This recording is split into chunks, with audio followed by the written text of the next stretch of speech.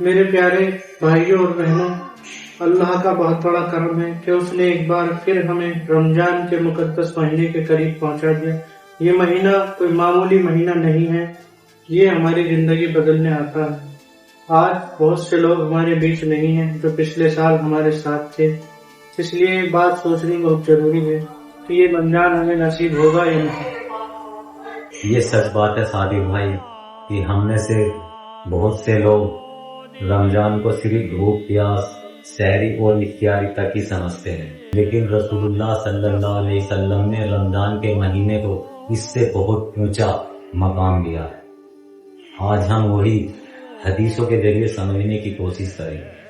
اللہ تعالیٰ قرآن میں فرماتا ہے، اے ایمان والو، تم پر رمضان کے روزے فرض کیے گئے جیسے کہ تم سے پہلے لوگوں پر فرض کیے گئے تھے تاکہ تم تقوی والے بن جاؤ۔ اس آیت سے صاف ہو جاتا ہے کہ روزے کا مقصد صرف بھوکا رہنا نہیں ہے بلکہ تقوی حاصل کرنا ہے۔ تقوی یعنی اللہ سے ڈرنا اور اس کی نافرمانی سے بچنا۔ رسول اللہ صلی اللہ علیہ وسلم نے فرمایا، روزہ ڈھال ہے اور ڈھال کا کام ہوتا ہے وار کو روکنا۔ اگر ہمارا روزہ ہمیں چغلی غیبت دھوکہ اور گناہوں سے نہیں روک رہا تو سمجھ لو ہمارا روزہ بھوک بن کر رہ گیا ہے۔ روزہ انسان کو اندر سے توڑتا بھی ہے اور جوڑتا بھی ہے۔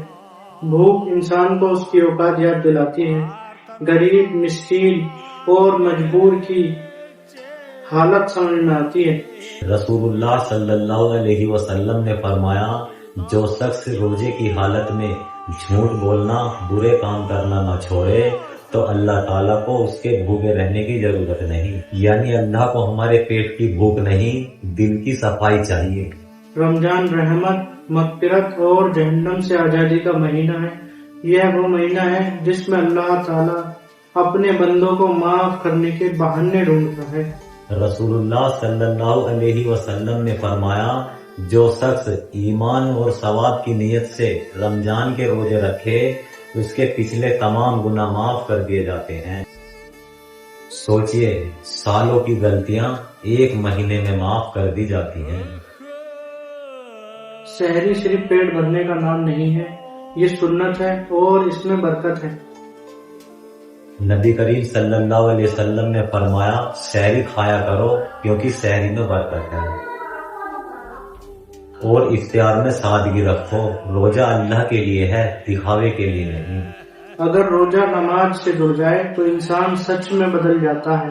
رسول اللہ صلی اللہ علیہ وسلم نے فرمایا، جس نے ایمان کے ساتھ قیام کیا اس کے پچھلے گناہ سارے معاف کر دیے جاتے ہیں۔